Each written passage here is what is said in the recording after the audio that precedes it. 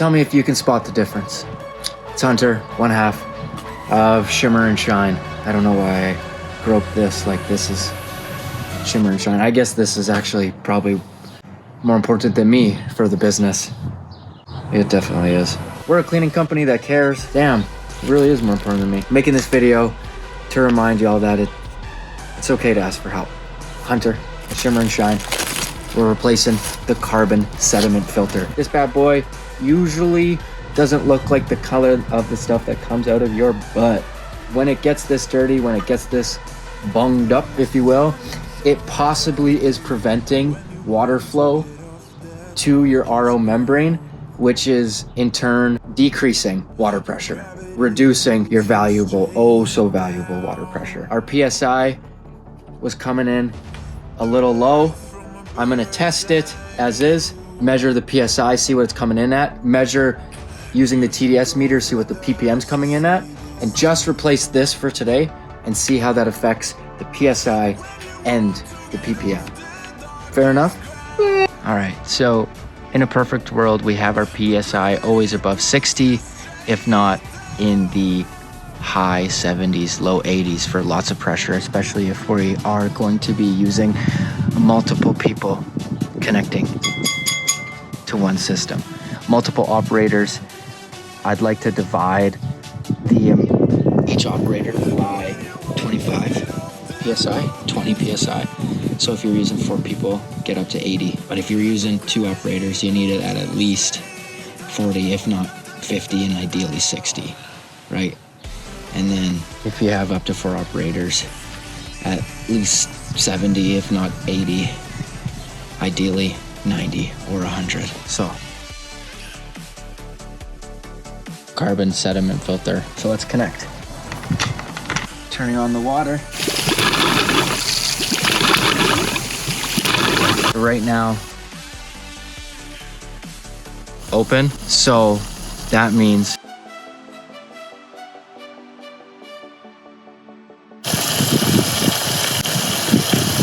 closing. The bypass is going to increase the pressure. Look at that. We're at 70. That's amazing. I might not replace it. I might just let this flush out. We're at 70 PSI. Forgot to test the water. The bypass is open, so we have all of the water flow and water pressure filtering out through the entire system, out through the bypass to flush it out. We always flush it out for at least 3 to 5 minutes, if not longer, before and after every job. Also, before every job, we get a TDS meter reading on the quality of water before and after the tank is involved. So without getting my rag too wet and dirty before I actually clean some windows, I'm gonna grab the cup, fill it up from the bypass water, get a control reading on how dirty the water is here at this house. Got our trusty Leopold's Tavern plastic cup. Our second restaurant partner, shout out Leopold's. And then we got our TDS meter. Every team on job sites should have one of these. Open it up, slide it out, take off the top. You press, guess what? You press the on button to turn it on. You hold it in the water for 30 to 40 seconds. Once the number stops moving and your hand stops shaking and you can get a good reading, you press hold so you can take it out of the water to see your reading. And you can do the temperature if you want to, and then shut it back off. Shake it off, wipe it off so it's not wet when you put the hat back on, and then do what you need to do so you can test the clean water and compare results. So we're taking the water, whoa, dirty stinky water from the bypass. Then we're going to press the on button on the TDS meter. Probably shouldn't do that. Turn it on, stick it in the water. 206, 207, 15, 216, 218. I moved it around a bit, try and be gentle. It was around 220. When I pressed hold, it came in at 218. All right, so 218 is the parts per million. The water goes in through the carbon filter, up and through the RO, down and around through this DI last and then through the out.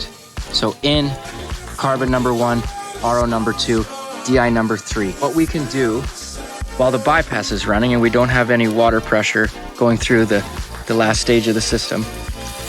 Whoa, whoa, whoa. Now that I just sprayed myself, we close the bypass. We're gonna get a reading on the water after it's ran through all 3 stages to test its parts per million. Coming in at 13, eh? All right, that's in the double digits, so we might have to replace the carbon and the DI filter. Well, we'll try the carbon one first. We'll see what happens.